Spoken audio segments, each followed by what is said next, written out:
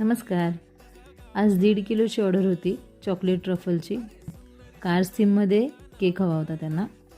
Chocolate गनाशने पूर्ण cake क्रमकोट करून मी त्याला क्रीमने आयसिंग करून घेतलं. जसा फोटोमध्ये होता तसा मी थोडाफार प्रमाणात करायचा प्रयत्न केला.